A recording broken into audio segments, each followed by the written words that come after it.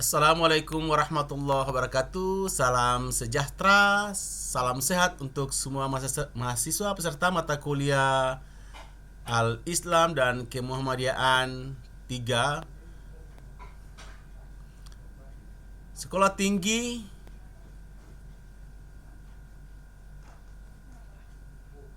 STKIP, ya, Sekolah Tinggi Keguruan dan Ilmu Pendidikan Muhammadiyah Manokwari. Pertemuan yang berikut ini, pertemuan yang keempat, kita akan melanjutkan perkuliahan kita. Kita akan bahas tentang sejarah Islam di Papua.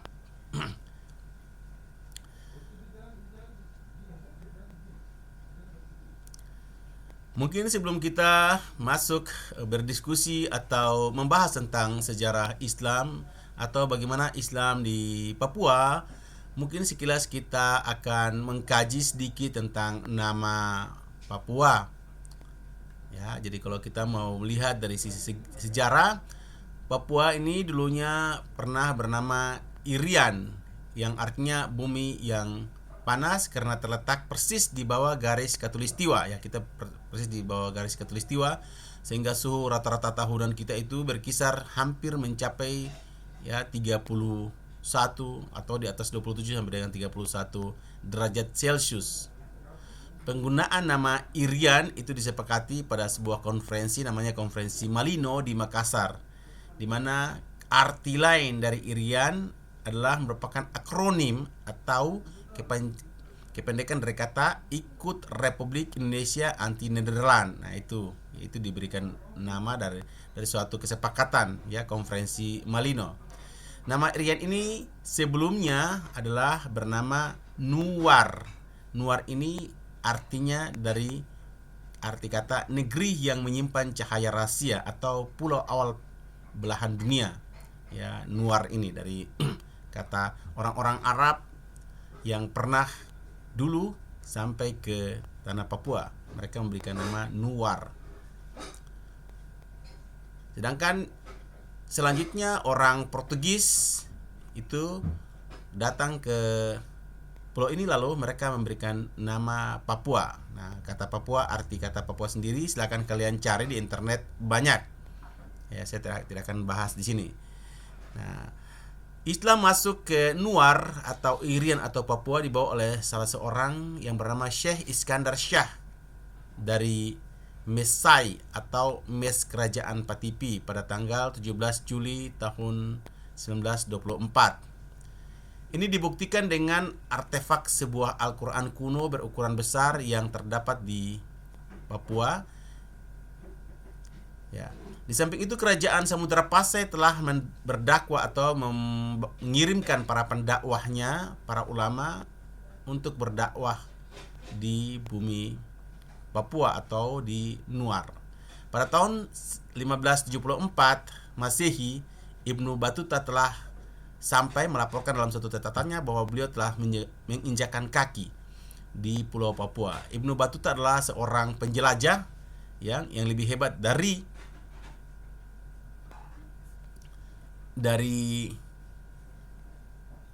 penjelajah-penjelajah dunia pada saat itu, ya, melebihi dari Marco Polo. Ya, jadi kalau kalian lihat dalam sejarah, sekarang di tempat kelahiran Marco Polo yang dibuat patung Marco Polo itu sudah diruntuhkan karena mereka menganggap bahwa Marco Polo melakukan penipuan.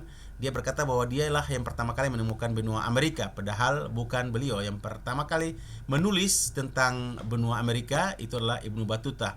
Sehingga Ibnu Battuta ini sudah keliling sampai juga menginjakan kaki di negeri Nuar, ya, atau Pulau Cahaya, atau yang diberikan nama Portugis dengan Papua. Nah, pusaka milik suku Papua yang ternyata merupakan Al-Quran yang berumur ratusan tahun. Nah, ini telah disimpan. Ya, ini ditulis dalam pelepah.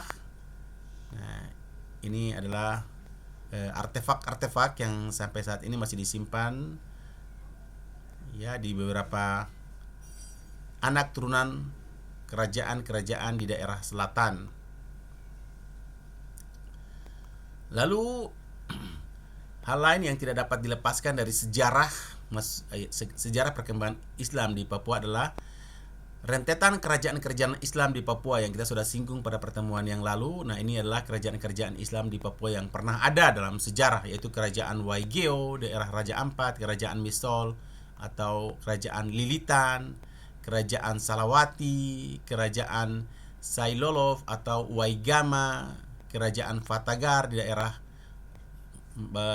turun masuk ke Kepala Burung, kerajaan Rumbati, kerajaan Ati-Ati, kerajaan Sekar, ya, kerajaan Patipi dan kerajaan Arguni. Lalu kerajaan Wertuar daerah dekat daerah Kayumana.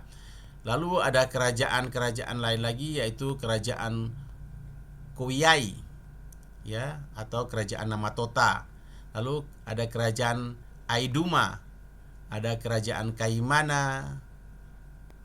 Nah, ini adalah salah satu gambar masjid tertua, ya. Konon masjid ini sudah dibangun beberapa kali. Ini adalah bangunan terakhir, ya, pernah dibangun lalu dihancurkan, dibom oleh Jepang, lalu dibangun lagi, ya, dibangun lagi oleh salah satu tokoh agama yaitu Abdul Qelian,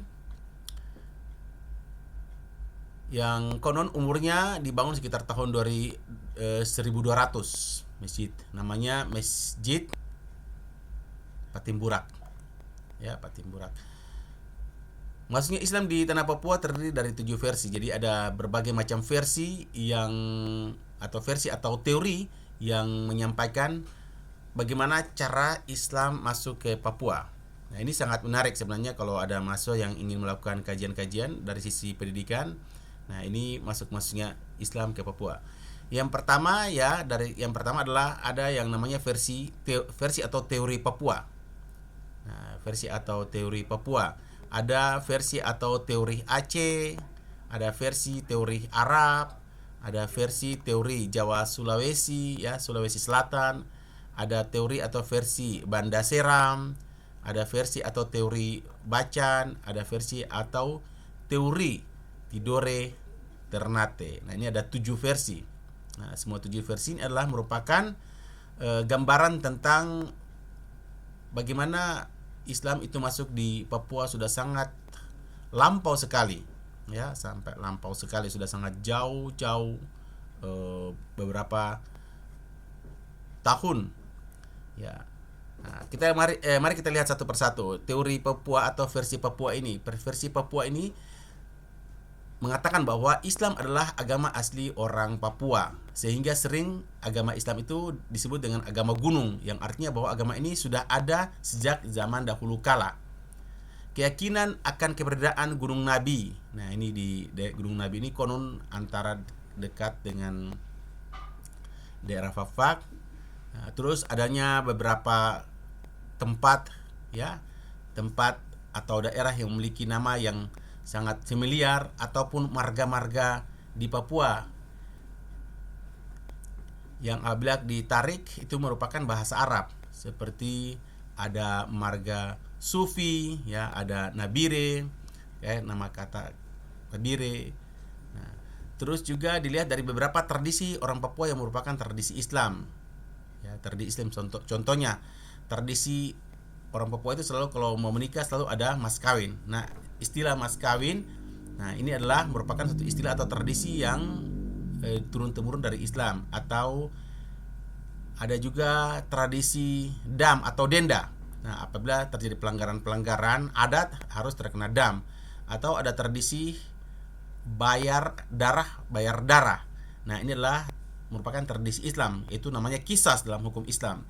Sehingga membuat orang itu tidak sembarang untuk menghabisi nyawa orang lain, karena setiap menghabisi nyawa orang lain maka keluarga berhak untuk menuntut pergantian darah, atau dalam Islam disebut dengan qisas. Nah, ini adalah versi Papua. Ya, kalau ada yang mau memperdalam silakan melakukan kajian lebih dalam untuk melihat kebenaran daripada teori-teori ini. Tapi orang-orang asli Papua daerah selatan, Kayumana, ya, Fak-Fak, itu mereka sangat meyakini tentang keberadaan Gunung Nabi, ya. Konon bahwa di Gunung Nabi ini apabila pada saat-saat tertentu azan di Mekah akan terdengar di Gunung Nabi. Ya, walaupun terdengar sangat mistis, tapi ini adalah merupakan suatu hal yang menarik untuk bisa dilakukan kajian-kajian ilmiah. Ya. Karena terkadang hal-hal yang bersifat mistik tidak atau sulit untuk dibuktikan secara logika, ya, apalagi menyangkut dengan keyakinan. Sedangkan versi kedua adalah versi Aceh. Nah, jadi versi Aceh ini jalurnya adalah dari Arab, Yaman, Aceh, Maluku, Papua. Ya, ini versi Aceh nih. Jadi di sini dari Arab Islam masuk ke Yaman. Yaman ini masih daerah Timur Tengah, lalu Aceh, dari Aceh lewat Maluku, lalu masuk ke Papua. Ini versi Aceh. Menurut pendapat ini, Islam masuk ke Papua melalui mubalik Aceh yang bernama Abdul Ghaffar, yaitu pada tahun 1360 sampai dengan 1374. Abdul Ghaffar ini. Dalam buku sejarah masuknya Islam di Fafak yang dikeluarkan oleh Pemda Fafak, ya, di mana Raja Rumbati Ibrahim Bau menyampaikan bahwa Abdul Ghaffar dan teman-temannya mendarat di Fatagar Lama atau di salah satu kerajaan di Fafak itu setelah mencari rempah-rempah dari Maluku. Nah, hal ini tidak bisa dipungkiri karena Fak-Fak adalah merupakan salah satu pusat rempah-rempah yang cukup terkenal sebelum zaman Belanda, yaitu sebagai pusat buah pala. Buah pala adalah merupakan salah satu rempah-rempah yang sangat dicari oleh orang Eropa saat itu, di mana harga rempah-rempah sangat mahal sehingga mereka bisa menyelusuri, ya, atau menyeberang samudera yang luas untuk mencari rempah-rempah. Nah, sampai saat ini dibuktikan bahwa Fafak adalah disebut dengan kota pala. Fafak, kalau kita masuk ke hutan-hutan Fafak, nah ini kita bisa menemukan sepanjang mata dusun-dusun pala, dan dusun-dusun pala di Fafak itu apabila diklaim oleh masyarakat adat bahwa itu adalah dusun kerajaan mereka atau dusun warisan mereka, itu bisa kita lihat secara jelas, ya. Saya sendiri sudah melihat mereka ada punya batas-batas yang diatur dengan batu secara teratur, ya, dengan jarak sampai berpuluh-puluh kilometer untuk membatasi satu hak wilayah dengan hak wilayah yang lain.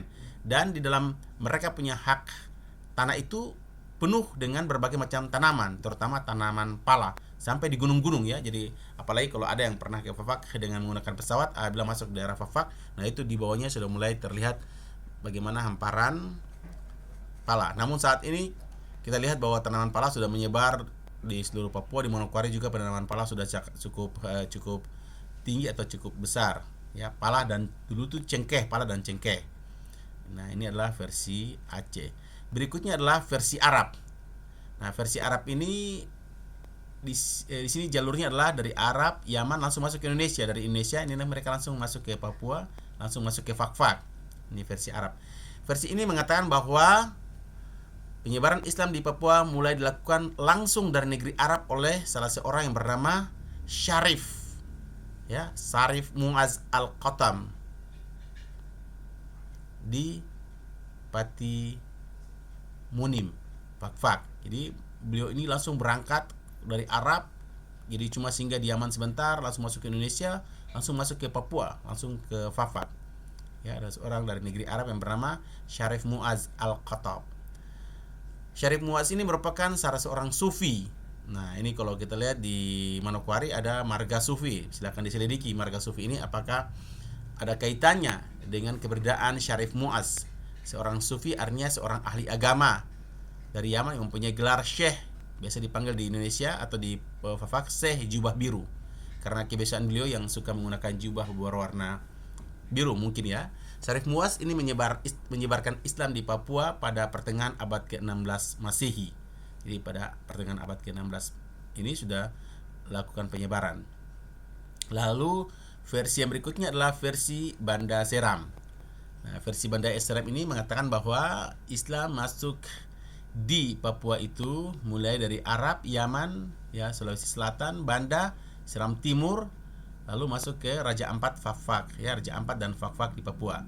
Nah, hal ini bisa dilihat dari keberadaan geografis, ya, antara Seram Timur dan Fak-Fak ini sangat dekat, ya, saling berhadapan, dan itu bisa digunakan perahu layar hanya semalam, ya. Jadi kalau berangkatnya maghrib itu subuh sudah sampai di Fafak hanya menggunakan perahu layar. Begitu dekatnya antara Seram bagian timur dengan Fafak, sehingga sudah terjadi interaksi. Sehingga versi ini dapat sangat rasional dan dapat diterima karena faktor geografis. Nah, di mana versi ini berpendapat bahwa Islam di Papua berasal dari pedagang-pedagang Bugis yang mereka mulai melakukan perdagangan melalui jalur Banda. Ya, jalur masuk ke Pulau Banda lalu Pulau Seram bagian timur. Tadi saya katakan bahwa secara geografis Seram bagian timur ini sangat dekat sekali dengan Fak-Fak, Sorong, ya, apalagi dengan daerah Raja Ampat. Ini keterikatan. Hal ini juga tidak dapat dipisahkan dari sejarah bahwa ibu kota provinsi Papua pertama kali ketika Papua itu pada zaman Belanda itu berada di Pulau Seram. Nah, silakan dikaji sejarahnya. Ya, jadi ibu kota provinsi Papua atau Irian Barat dulu pada zaman Belanda, dan setelah selesai ketika penyerahan Belanda ke Indonesia, nah itu berada di daerah Maluku, yaitu di Pulau Seram. Proses Islamisasi dilakukan oleh dua orang pedagang, dan dua orang pedagang itu sekaligus adalah mubalik. Ya, mubalik itu artinya seorang pendakwah yang bernama Jainun dan Salahuddin. Ya, mereka ini dari Banda dan diperkirakan mereka berada di daerah Papua, yaitu sekitar pada abad ke-16 Masehi atau pada tahun 1500-an. Ya, jadi kalau abad 16 berarti tahunnya 1500-an. Kalau abad 17 itu tahun 1600-an. Jadi kalau abad ke-16 berarti sekitar tahun 1500-an. Versi yang berikutnya adalah versi Bacan.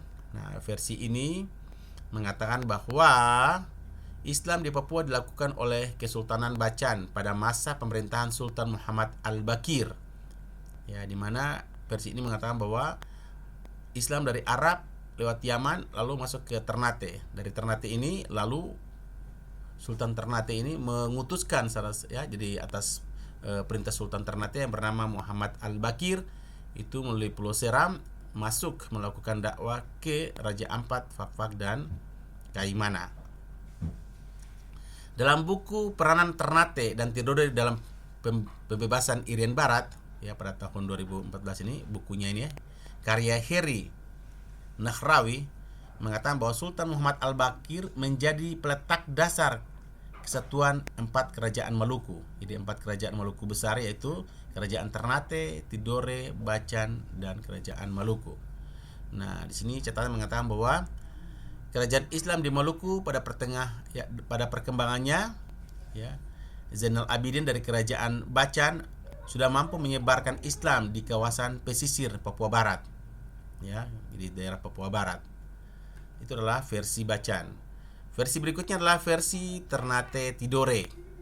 Versi ini berpendapat atau menyampaikan bahwa infiltrasi artinya masuknya Islam ke Papua dari kerajaan Ternate dan kerajaan Tidore. Di mana catatan sejarah mengatakan bahwa catatan sejarah dari Tidore mengatakan bahwa Sultan Ibnu Mansur yang bernama Sangaji Patani melakukan ekspedisi serta syiar agama Islam di Papua pada tahun 1443 atau abad ke-15, ya. Jadi kalau 1443 berarti abad ke-15. Nah, ini adalah merupakan 7 versi tentang bagaimana cara Islam masuk ke Papua. Sisa-sisa interaksi Islam dengan Papua sangat jelas kita lihat terutama di daerah selatan, ya.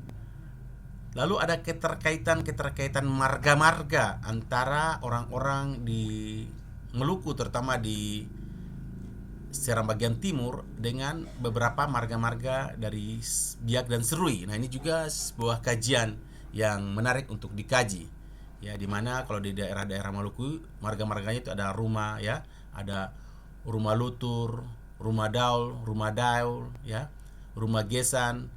Nah, sedangkan di daerah Biak Serui itu ada Rum, ya, Rumra. Ini ada kajian sejarah yang menarik untuk kita kaji. Begitu dekatnya keterkaitan Nah, lalu kerajaan-kerajaan dari Ayamaru. Nah, ini dalam beberapa buku yang saya pernah baca, tapi saya belum bisa mengungkapkan di sini bahwa ada keterkaitan yang sangat erat antara orang-orang di Ayamaru, ya raja-raja di Ayamaru dengan raja-raja di Seram bagian timur. Nah, di situ ada hipotesis yang mengatakan apakah Raja Ayamaru yang lebih tua atau Raja di Seram yang lebih tua, tapi yang pasti bahwa mereka memiliki keterkaitan yang sangat erat.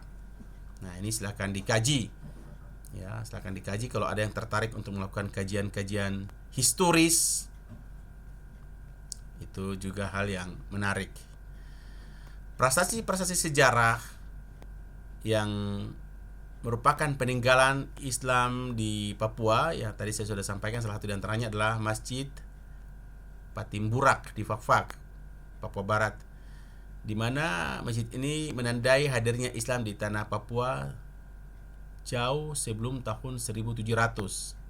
Ya, karena masjid ini sendiri adalah bertuliskan tahun 1700. Kalau masjidnya dibangun tahun 1700 berarti jauh sebelumnya itu sudah berdiri.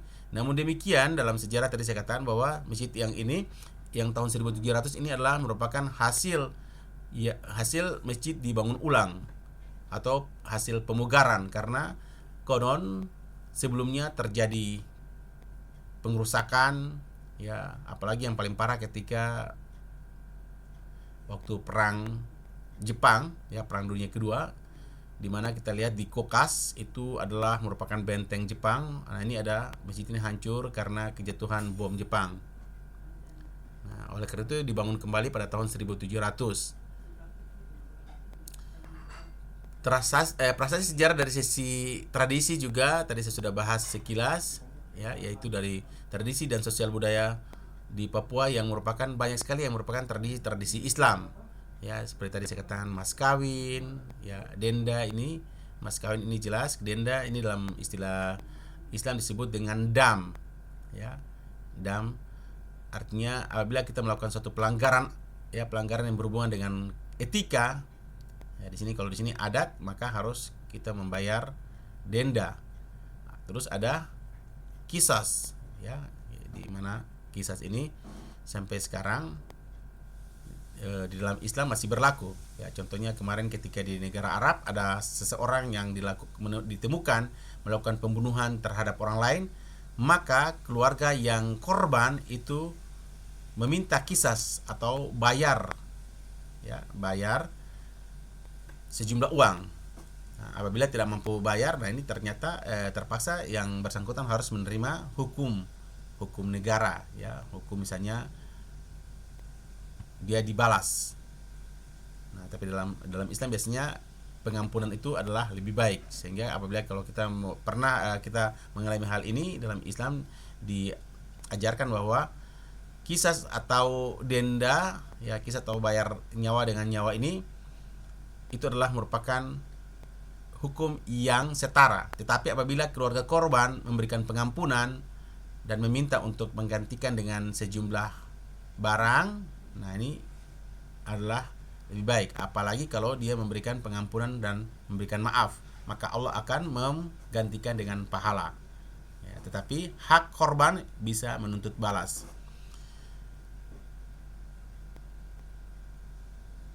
Wilayah Papua Barat secara kesejarahan, ya, ini adalah sebagian wilayahnya sangat identik dengan perkembangan Islam di Papua.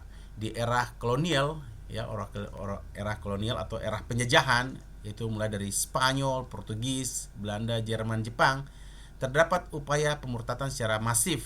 Namun hingga kini Islam tetap eksis secara signifikan di daerah Papua. Hal ini dapat dilihat di daerah Papua, daerah selatan masih sangat kental dengan budaya-budaya Islam. Nah, hal ini juga seperti di daerah lain di Indonesia seperti daerah Jawa, Sumatera, Sulawesi, walaupun kita dijajah oleh bangsa Spanyol, dilanjut dengan Portugis, Belanda, ya hampir 350 tahun, dan Jepang menyambung dengan 3,5 tahun, tetapi Islam masih tetap eksis di Indonesia, menduduki urutan dengan jumlah populasi terbanyak di Indonesia itu mencapai lebih dari 80%, ya, sehingga demikian hal juga yang terjadi di Papua. dengan penjajahan yang lebih lama di Papua, tetapi orang-orang Papua yang masih memegang teguh Islam masih sangat kental kita temukan.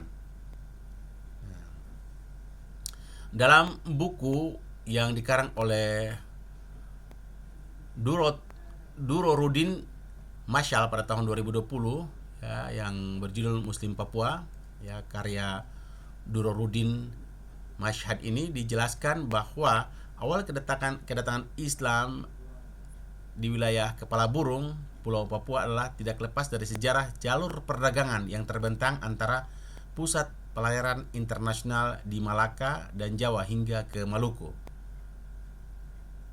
Oleh karena itu, kata si Duro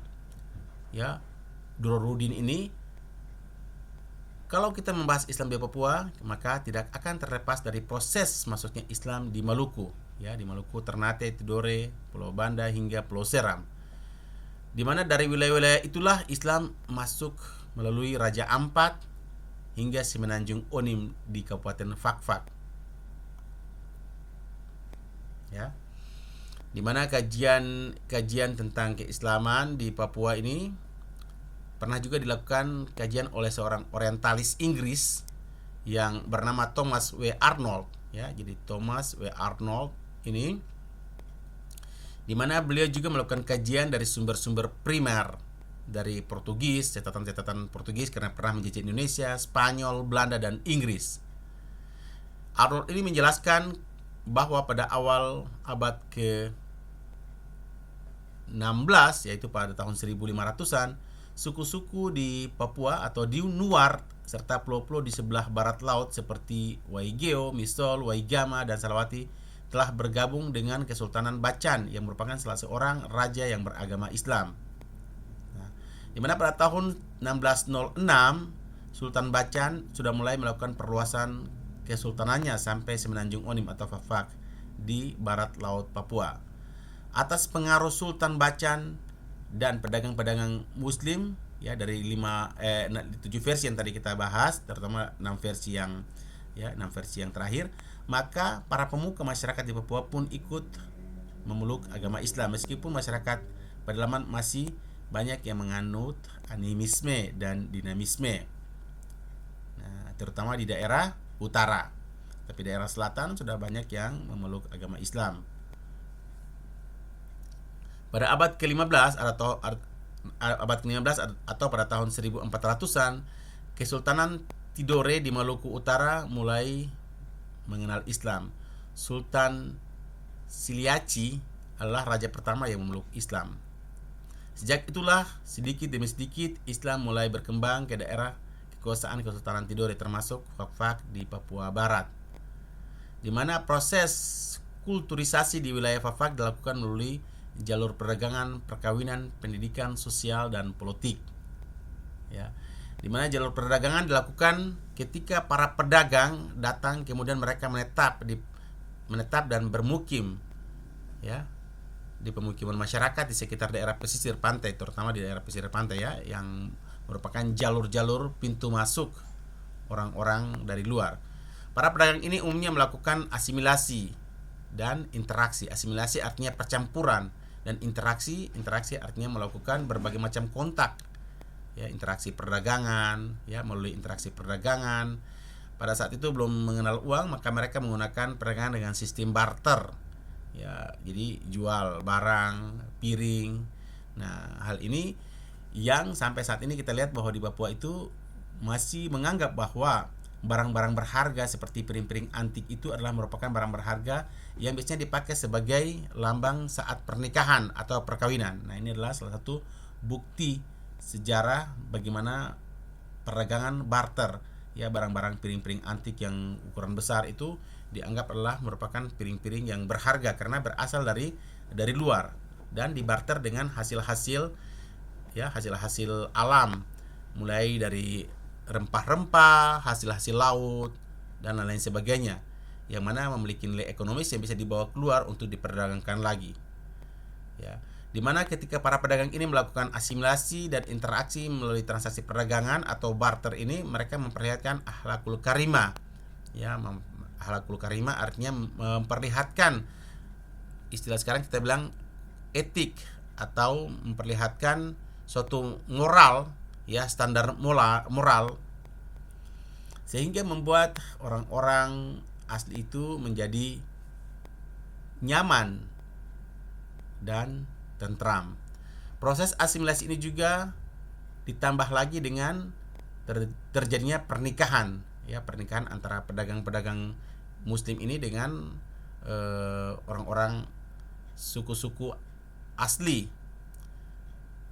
Hal ini membuat semakin terjadi ikatan keluarga yang sangat kuat, ya, sehingga kalau saudara-saudara mungkin yang dari Fafak atau yang pernah pergi ke Fafak, kita lihat bahwa performa orang-orang Fafak itu sudah terjadi percampuran yang sangat cukup tinggi, ya, sangat cukup tinggi dengan berbagai macam suku-suku, terutama dari suku Maluku, Seram, Ternate, Tidore, suku Sulawesi Selatan. Nah, ditambah lagi dengan ketika transmigrasi Jawa, nah ini sudah terjadi pernikahan, ya, pernikahan atau terjadi asimilasi yang sangat kuat.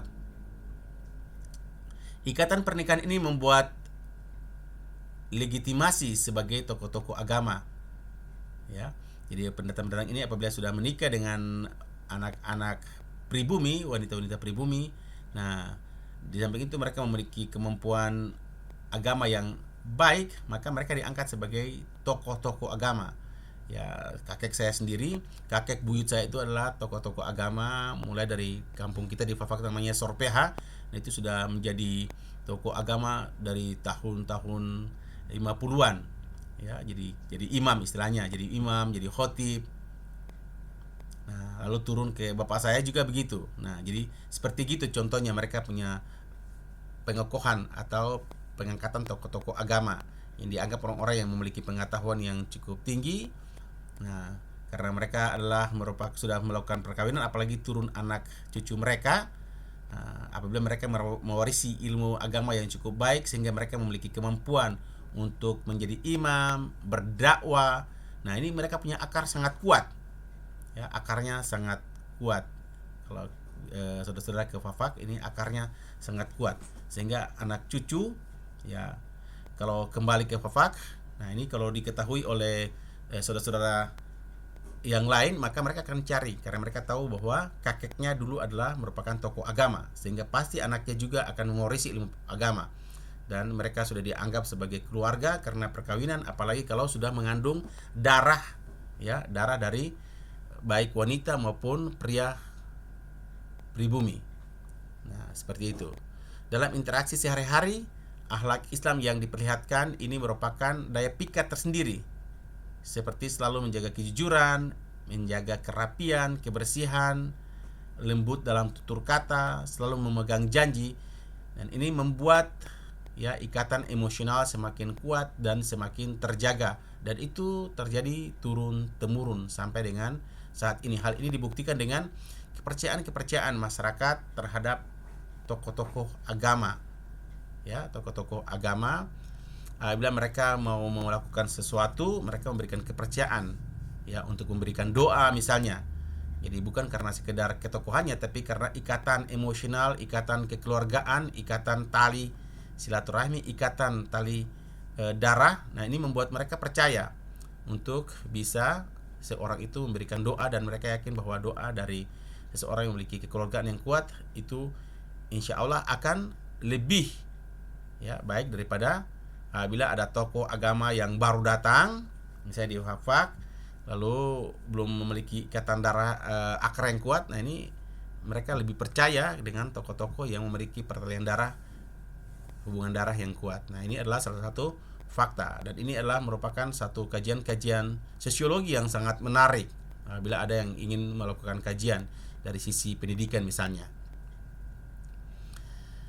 Pendidikan non-formal dilakukan melalui pusat-pusat pengkajian yang berlokasi di masjid-masjid maupun di rumah-rumah para mubalik. Nah, ini adalah cara infiltrasi. Lalu penyebaran dakwah melalui saluran politik ini juga terjadi, ya, itu atas jasa dan upaya para raja-raja dan petuanan dan keluarga-keluarga mereka. Jadi raja-raja yang sudah masuk Islam, nah ini rakyat-rakyatnya diajak untuk bersama-sama meluk Islam, baik secara langsung maupun tidak langsung.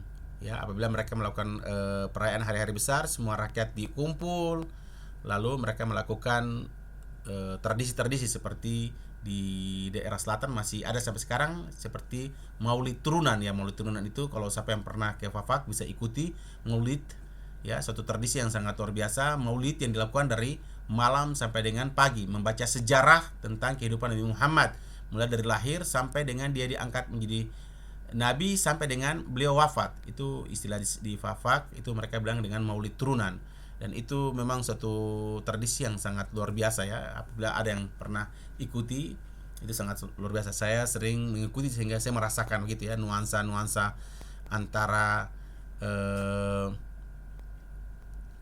ikatan kekeluargaan, ya, kebahagiaan, dan nilai-nilai ritual yang kuat. Nah, selanjutnya pada abad ke-16, pemimpin-pemimpin Semenanjung Onim mulai mengunjungi kerajaan Bacan. Yang dikunjungi itu terbentuklah kerajaan-kerajaan baru, yaitu kerajaan seperti Ati-Ati, Rumbati, dan Patipi. Jadi mereka ini ketika melakukan kunjungan di sana, maka raja ini memberikan semacam kewenangan untuk mereka menjadi raja-raja, ya, raja-raja kecil, ya, raja-raja kecil untuk bisa mulai menata daerahnya sendiri. Ya, sekarang ini mungkin seperti provinsi begitu ya. Sehingga mereka, karena dulu itu tidak seperti sekarang. Sekarang ini komunikasi sudah lancar, transportasi sudah sangat mudah. Dulu transportasi sangat sulit. Oleh karena itu raja-raja yang besar-besar ini jauh, mereka tidak mampu untuk mengontrol, ya, daerah-daerah kekuasaan mereka. Maka mereka mengambil raja-raja, ya, raja-raja untuk daerah-daerah kecil, wilayah-wilayah kecil, untuk menata daerahnya dan untuk membangun daerahnya sendiri dengan dipantau terus. Apabila membutuhkan bantuan-bantuan tertentu, ya, terutama bantuan-bantuan para guru gitu, mereka akan kirim untuk melakukan bimbingan. Catatan salah seorang pelaut Spanyol yang bernama Luis Fais de Torres menyebutkan bahwa pada tahun 1606 sudah banyak orang Islam di Fafak. Ini pada tahun 1606 ya, sudah banyak. Jadi bukan 1-2 tapi sudah banyak. Di mana kapal-kapal Makassar dari Bugis, Seram, dan Gorom mulai melakukan perdagangan pembelian biji pala, kulit kayu masohi, teripang kering, burung cendrawasih. Mereka melakukan di daerah Semenanjung Onim, terutama di Rumbati, Patipi, dan Ati-Ati. Para pedagang Bugis Makassar, ya, ada juga dari Seram, Gorom, ini berperan sebagai agen-agen pedagang, di mana mereka menukar bahan-bahan tekstil, manik-manik, barang-barang logam, ya, barang-barang keramik dengan produk-produk lokal yang banyak. Dan juga dari mereka banyak melakukan pernikahan dengan penduduk asli. Nah, penduduk asli. Makanya tidak heran kalau di Fak-Fak Kokas, ya, Bentuni, ada marga Daeng Husen. Ya, marga Daeng Husen adalah satu marga yang diakui memiliki ikatan yang sangat kuat. Ya, ada marga Rengen, ada marga-marga yang lainnya. Ya, seperti contohnya marga-marga Warijo ini memiliki ikatan yang, karena dulu marga seperti kami marga Wajo itu dulu tulisannya itu Wadajo. Nah, ini perlu mungkin dilakukan kajian apakah ada keterkaitan yang kuat dengan Warijo, karena pelafalan dari pengaruh bahasa lokal itu bisa merubah pengucapan, ya, seperti kalau kita di Manokwari ada marga seperti Tuan Siba, ya, padahal mereka satu marga besar, cuma karena pengucapan sudah tertulis akhirnya terus. Jadi kalau ada mahasiswa saya lihat ada yang tulis namanya Tuan Siba, ada Tuan Siba. Nah, ini perlu kita lakukan kajian-kajian mendalam untuk melihat ikatan-ikatan kesamaan. Jadi kalau kita sebagai mau menjadi bangsa yang besar, jangan kita mencari perbedaan, tapi kita harus berusaha mencari kesamaan-kesamaan. Dengan kesamaan-kesamaan itu kita bisa saling kenal dan saling mengetahui, oh, ini saudara saya, oh, ini memiliki ikatan darah dengan saya. Apalagi kalau kita melakukan tes DNA. Nah, ini kalau menarik sekali kalau kita melakukan tes DNA, ya. Jangan-jangan ada seseorang dengan performa misalnya rambutnya lurus, putih, totonya gen Papuanya lebih besar. Ya, gen Papuanya besar. Ini bisa terjadi. Ya, kalau kita lakukan kajian yang lebih ilmiah, lebih detail dengan melakukan pemeriksaan DNA. Nah, ini adalah PR-PR besar sebagai generasi muda untuk ke depan. Kita selalu berusaha belajar untuk mencari kesamaan-kesamaan. Jangan kita mencari perbedaan. Kalau kita mencari perbedaan, maka kita akan kembali lagi dipecah belah oleh bangsa asing. Ya, 350 tahun waktu yang sangat panjang kita dijajah sehingga kita menjadi bangsa yang terbelakang, terpuruk. Dan ketika kita sudah merdeka sampai dengan saat ini dari tahun 1945, kita lihat bagaimana perbedaan sebelum kemerdekaan dan setelah kemerdekaan. Ya, sebelum kemerdekaan berapa sekolah yang sudah kita bangun, setelah kemerdekaan berapa sekolah yang sudah terbangun. Nah, ini adalah fakta-fakta sejarah yang tidak mungkin atau tidak boleh kita pungkiri. Ya, kita harus jujur dalam sejarah. Dan sekali lagi saya anjurkan kepada para mahasiswa, marilah kita menjadi orang yang selalu mencari persamaan dan kita menghilangkan perbedaan. Karena dengan kesamaan itu kita bisa kembali kepada hakikat kita manusia yang berasal dari satu manusia, yaitu Nabi Adam alaihissalam dan Bunda Hawa atau Bunda Eva. Ya, Nabi Adam, semua sepakat bahwa kita berasal dari Nabi Adam. Ya, Nabi Adam. Lalu Allah memberikan kita berbagai macam corak ragam bentuk rambut, warna kulit. Di dalam Al-Quran dikatakan bahwa dijadikan kalian itu bersuku-suku, berbangsa-bangsa dengan berbagai macam penampilan, warna kulit, bentuk rambut. Tujuannya adalah agar kalian saling kenal, mengenal, dan saling sayang, menyayangi, dan saling cinta, mencintai. Ya, artinya bahwa kita harus mencari kesamaan, bukan mencari perbedaan, agar dunia ini akan damai. Ada seorang dari Barat yang bernama Sir Thomas Walker Arnold pada tahun 1896 dalam bukunya yang berjudul The Preaching of Islam menyebutkan bahwa agama Islam pertama kali dibawa masuk ke Semenanjung Onim pada tahun 1606 oleh para pedagang muslim yang berdagang sambil berdakwah di kalangan penduduk-penduduk lokal. Sementara itu, dalam naskah sejarah masuknya Islam di Fafak yang disusun oleh tim ahli pemerintah daerah Fafak pada tahun 2006 mencatat bahwa Islam masuk ke Fafak itu pada tanggal 8 Agustus tahun 1360. Tanggal ini bertepatan dengan kehadiran salah seorang pendakwah yang bernama Abdul Ghaffar, di mana dikatakan bahwa Abdul Ghaffar adalah salah seorang ulama Aceh, ya, yang dia pertama kali menginjakkan kaki di Fatagar Lama. Abdul Ghaffar ini berdakwah sekitar 14 tahun, yaitu antara tahun 1360 sampai dengan 1374 di Rumbati dan sekitarnya. Lalu beliau wafat dan dimakamkan di kompleks Masjid Rumbati. Nah, itu adalah merupakan sejarah sekilas. Lalu kita lihat masjid-masjid tua yang ada di Papua. Ya. Nah, ini adalah Masjid Patimburak yang tadi sudah kita bahas, merupakan masjid tua di kampung Patimburak, tepatnya masjid yang masih berfungsi hingga saat ini, dibangun oleh seorang alim yang bernama Abu Khari Kilian pada tahun 1870 Masehi. Ya, tadi kita sudah bahas bahwa masjid ini sudah berapa kali mengalami pemugaran karena pada zaman Perang Dunia Pertama, Dunia Kedua hancur dibangun lagi, dan yang terakhir dibangun pada tahun 1870 oleh salah seorang bernama Abu Khari Kilian. Ya, selama keberadaannya masjid ini pernah memang beberapa kali yang tadi saya sudah jelaskan, sampai dengan saat ini. Peneliti Balai Arkeolog Papua menyebutkan bahwa bahan dasar arsitek Masjid Patimburak hampir keseluruhannya berasal dari lingkungan sekitarnya. Jadi bahan-bahannya semua dari lingkungan sekitarnya. Dulunya pakai atapnya menggunakan rumbia. Ya, rumbia yaitu daun yang dibuat dari daun bobo, daun sagu, ya, daun sagu atau daun bobo juga bisa dianyam, ya, dianyam dengan tulang bambu. Tapi atap itu sangat mudah rapuh sampai dengan ketika sudah ada seng lalu diganti dengan seng.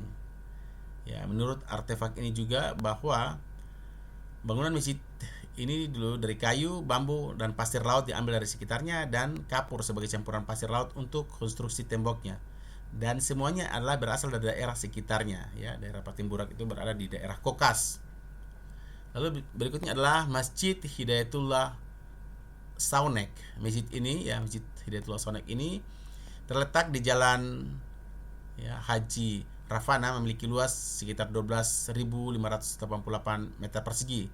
Luas bangunannya mencapai 1.512 meter persegi. Masjid ini dapat menampung hampir 200 jamaah. Ciri khas masjid ini adalah terdapat 4 tiang kuning penyangga di dalam masjid. Masjid ini memiliki satu kubah besar dan didominasi warna putih, dan kubah kecil yang berada di sekitarnya berwarna hijau. Dibangun pada tahun 1505 Masehi. Nah, ini perlu dikaji lagi. Ketika itu Islam disebarkan oleh seorang, ya, imam besar namanya Habib Ar-Rafana, yang kini diabadikan sebagai nama jalan menuju masjid tersebut. Makamnya terletak di atas bukit Pulau Saunek, Raja Ampat. Dia dikuburkan bersama istri, ya, istri-istrinya dan kucing peliharaan kesayangannya. Nah, lalu yang berikutnya adalah Masjid Abu Bakar Siddiq. Masjid ini berdiri pada tahun 1524 Masehi. Luasnya, ya, sekitar hampir 900 meter persegi dan luas bangunan 400 meter persegi. Daya tampungnya mencapai 2000 jamaah. Terletak di Kampung Rumbati, distrik Furwagi, Fafak. Ini masih memiliki model yang sederhana. Warna biru muda dan putih menghiasi bangunan tersebut. Terdapat 2 tingkat dengan beratap seng, ya. Beratap seng karena setelah mereka mengenal seng. Dulunya itu belum ada seng, dibangun dengan menggunakan daun, ya, dengan daun daun sagu, ya, atap, kita sebut dengan atap rumbia. Bangunan ini tingkat, ya, di mana tingkat keduanya hanya menutupi setengah bangunan. Luasnya lebih kecil daripada bangunan bawahnya. Masjid ini terletak di pinggir pantai dengan fondasi batu yang cukup tinggi. Berikutnya adalah kita lihat bagaimana alasan-alasan Islam mudah diterima di Papua. Ya, penyebaran Islam berlangsung secara damai. Islam itu lebih bersifat demokratis, lalu bersifat toleransi. Islam sangat menghormati kodrat wanita. Ya, inilah salah satu di antaranya. Ya, Islam itu sangat toleransi. Ya, kita lihat saja seperti kita di Stikip saja, dari Stikip sampai dengan saat ini belum ada satupun yang non muslim dipaksa masuk Islam karena masuk sekolah Stikip. Ya, silakan dicari dari tahun 2006 sampai saat ini tidak ada paksaan, karena dalam Islam itu ada prinsip la ikraha fiddin, tidak ada paksaan dalam agama Islam. Sehingga apabila ada orang yang memaksa orang lain masuk ke dalam Islam, nah ini sangat dilarang sekali. Ya, apabila seseorang itu tertarik pada Islam, maka dia silakan mempelajari, meyakini, baru silakan menghubungi departemen kantor agama. Nah, lalu di situ akan diwawancara untuk dilihat motivasinya, apa tujuannya, apakah ada paksaan atau tidak, barulah boleh diajak untuk melakukan syahadat, ya. Jadi masuk Islam itu sangat sederhana, yaitu dengan hanya mengucapkan 2 kalimat syahadat. 2 kalimat syahadat adalah ucapan sebagai semacam sumpah, ya. 2 kalimat syahadat itu berbunyi asyhadu an la ilaha illallah wa asyhadu anna muhammadan abduhu wa rasuluh. Jadi cuma sumpah mengatakan bahwa aku bersaksi bahwa tidak ada Tuhan kecuali Allah, dan Muhammad, Nabi itu Muhammad hanya seorang nabi, seorang pesuruh, ya, sehingga sampai kiamat pun, walaupun Nabi Muhammad itu memiliki mukjizat yang sangat luar biasa, dia tidak bisa kita nobatkan sebagai seorang yang memiliki derajat lebih tinggi daripada Allah, karena kita sudah bersaksi bahwa hanya ada satu Tuhan yang kita sembah, yaitu Allah Subhanahu wa taala. Lalu Islam itu sangat menghormati kodrat wanita. Oleh karena itu dianjurkan wanita itu menutup auratnya. Aurat adalah sesuatu yang hanya boleh diperlihatkan oleh orang-orang yang bisa melihat, yaitu suami, saudara laki-laki, dan ayah. Ya, karena wanita itu sekujur tubuhnya penuh dengan daya pikat yang amat luar biasa. Nah, itu alasannya. Islam menghormati adat dan tradisi selama tidak bertentangan dengan akidah. Jadi selama tidak bertentangan dengan akidah, Islam sangat menghormati, ya. Jadi oleh karena itu ada tradisi-tradisi yang tadi saya jelaskan. Lalu Islam melarang keras adanya kasta dan strata sosial, serta melarang intimidasi minoritas atau kaum lemah. Jadi dalam Islam itu tidak boleh ada kasta. Ya, jadi kasta artinya bahwa orang-orang tertentu memiliki kasta, ya, walaupun dia seorang imam, seorang khotib sekalipun, apabila kalau datang ke masjid terlambat, ya, seorang bupati, seorang gubernur, wakil gubernur, kalau terlambat dia tetap mengisi saf yang belakang. Tapi kalau dia duluan, walaupun hanya seorang, ya, seorang pekerja rendah, tapi kalau dia duluan dia berhak mengisi saf yang depan, sehingga tidak ada istilah kasta. Semua adalah sama di hadapan Allah. Yang membedakan seseorang dengan orang lain dalam Islam adalah ketakwaannya, jadi amal baiknya. Dan itu yang menilai bukan manusia, tetapi yang menilai hanyalah Allah. Dan Allah akan menilai seseorang itu. Nah, ketika nanti kita berada di pengadilan terakhir di hadapan Allah, baru bisa mengetahui. Oleh karena itu sangat melarang keras adanya kasta atau perbedaan strata sosial, serta melarang adanya intimidasi. Ya, apabila kalau Islam itu mayoritas, ya seperti di Indonesia, sangat dilarang untuk melakukan intimidasi atau memaksa orang minoritas untuk masuk ke dalam Islam. Ini dalam Islam sangat dilarang keras, ya.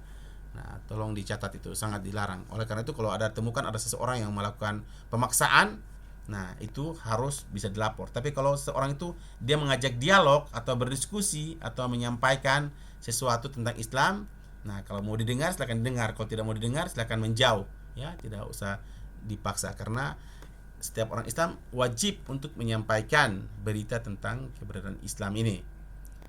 Nah, berikutnya, penyebar agama Islam umumnya adalah berwarna, ya ini juga salah satu faktor, ya, berwarna kulit hitam, orang-orang dari suku-suku Arab, ya, suku-suku Badui, suku Yaman, suku Ethiopia yang memiliki memeluk agama Islam, yang disebar dari negeri Arab ini banyak memiliki warna kulit hitam, ya, rambut ikal keriting, sehingga hal ini juga mempermudah terjadinya asimilasi atau terjadinya percampuran, ya, atau perkawinan. Nah, itu adalah merupakan alasan-alasan di mana Islam mudah diterima di Papua. Faktor-faktor pendukung dan penghambat penyebaran Islam di Papua, ya, faktor-faktor pendukung diantaranya, ya, adalah seperti yang pada materi yang lalu, itu mudah dan bersahaja, ya, sederhana. Artinya dalam Islam itu sangat sederhana. Untuk mau sholat, yang penting syaratnya adalah menutup aurat dan pakaian itu bebas dari najis. Ya, najis itu terkena kotoran, ya, kotoran ini kotoran tanda kutip, ya, apakah air kencing atau air besar, air kecil atau air besar. Nah, dan mudah, ya, mudah masuk Islam itu mudah, cuma dengan mengucapkan 2 kalimat syahadat. Lalu tidak ada intimidasi dan paksaan. Nah, ada juga karena perluasan wilayah, karena rajanya masuk Islam, maka rakyatnya juga ikut masuk Islam. Nah, lalu Islam yang masuk di Papua juga mulai memperkenalkan tulisan, ya, tulisan, sehingga dulu itu kita mengenal tulisan adanya Arab gundul. Nah, ini di orang-orang tua-tua dulu banyak mereka bisa membaca Arab gundul atau mereka sebut dengan Arab Latin. Jadi tulisannya tulisan Arab tapi bahasanya bahasa Melayu, ya, bahasa Melayu. Kalau orang yang sudah terlatih bisa membaca. Nah, ini banyak tertulis dalam prasasti-prasasti. Terus di Islam itu mengajarkan kemampuan menghafal, di mana apabila seorang masuk Islam diajarkan menghafal, ya, menghafal bacaan-bacaan, terutama bacaan Al-Qur'an. Karena dalam salat itu diharuskan membaca Al-Qur'an, di mana yang harus dihafal itu 7 ayat, ya, dari surat Al-Fatihah, ya, yaitu mulai dari ayat pertama Bismillahirrahmanirrahim, yang artinya dengan menyebut nama Allah yang Maha Pengasih Maha Penyayang. Ar-Rahmanirrahim, Allah yang Maha Pengasih, ya. Jadi Bismillahirrahmanirrahim, Ar-Rahman Ar-Rahim, Maliki Yaumiddin, Raja di hari kemudian. Iyyaka na'budu wa iyyaka nasta'in, ihdinas siratal mustaqim, hanya kepadamu kami minta dan hanya padamu kami mohon pertolongan, ya. Ihdinas siratal mustaqim, tunjukkanlah kami jalan yang lurus. Siratal ladzina an'amta 'alaihim ghairil maghdubi 'alaihim waladdallin, amin. Yaitu jalan yang lurus itu jalan-jalan yang selalu Engkau anugerah nikmat kepada mereka, dan janganlah Engkau memberikan kami, ya, jalan yang orang-orang yang Engkau murkai. Ya, jadi itu yang hafalan minimal. Lalu dengan surat-surat pendek seperti surat Al-Ikhlas, Qul huwallahu ahad, Allahus samad, lam yalid wa lam yulad wa lam yakul lahu kufuwan ahad. Nah, dengan itu saja seseorang sudah bisa melaksanakan sholat. Lalu ibadah sholat itu dilakukan 5 kali sehari dengan syarat harus membersihkan, menggunakan pakaian yang bersih dimanapun tempatnya, yang penting bersih dan suci. Lalu orang-orang Islam itu mudah dalam bergaul dan berinteraksi. Ya. Salah satu pendukung lagi bahwa banyak sekali kepercayaan-kepercayaan, ya, percayaan-percayaan animisme dan dinamisme itu berhubungan erat dengan seperti jin dan santet. Nah, ini banyak tokoh-tokoh Islam atau orang-orang yang sudah menghafal ayat-ayat Al-Quran mampu menaklukkan sihir-sihir atau jin-jin tersebut. Nah, ini membuat masyarakat asli itu tertarik, ya, untuk belajar dan masuk dalam agama Islam. Sedangkan faktor-faktor penghambat adalah yang pertama karena kekuasaan raja, ya. Lalu ada penjajahan Barat Eropa yang saat itu banyak sekali mengintimidasi, ya, malah mengejar, membunuh para tokoh-tokoh agama, sehingga seperti di Jawa muncullah Pangeran Dipanegoro. Ya, ini adalah karena Belanda menganggap bahwa tokoh-tokoh agama ini menghambat kepentingan mereka. Ya, karena kepentingan mereka adalah melakukan perdagangan, tapi perdagangan Belanda tidak seperti perdagangan yang dilakukan oleh para pedagang-pedagang Muslim. Kalau pedagang Muslim mereka melakukan perdagangan dengan setara, artinya dengan menukar barang dengan harga yang setara dengan barter. Tapi Belanda tidak, dia menentukan harganya. Jadi semua harus ikut dia. Nah, atau penjajah Portugis, ya, atau Spanyol. Nah, ini rata-rata mereka seperti gitu. Sehingga kita lihat tadi saya sudah jelaskan, apa yang kita peroleh setelah kita merdeka sangat-sangat amat memprihatinkan. Lalu dalam penyebaran Islam juga kurang ada koordinasi yang baik. Nah, dan satu hal lagi yang menurut saya penghambat adalah aturan dalam Islam bahwa tidak boleh ada paksaan dalam agama Islam, ya. Nah, tidak boleh. Jadi apabila ada orang yang ikut kita, misalnya dia bukan agama Islam lalu ikut kita sebagai orang Islam, tinggal di kita, nah, kita tidak boleh memaksa sampai dia sendiri tertarik.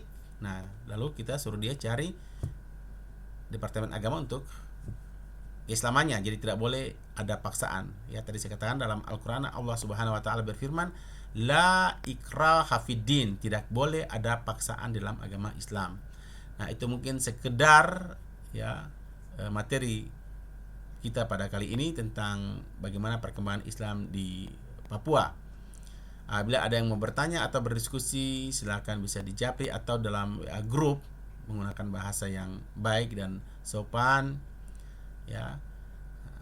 Semoga mata kuliah ini bisa memberikan sedikit kita pencerahan. Ya, saya pikir itu saja. Terima kasih atas perhatiannya.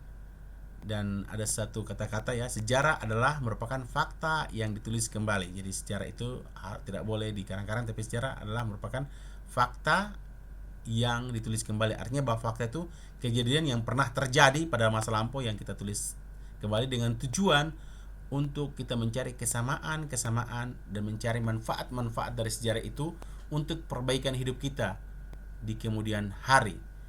Ya, di kemudian hari. Jadi menjadi pelajaran yang berharga. Saya pikir itu saja pembahasan kita pada kali ini. Lebih dan kurangnya saya mohon maaf. Apabila ada kesalahan-kesalahan bisa kita koreksi dan kita perbaiki. Billahi taufiq wal hidayah. Assalamualaikum warahmatullahi wabarakatuh.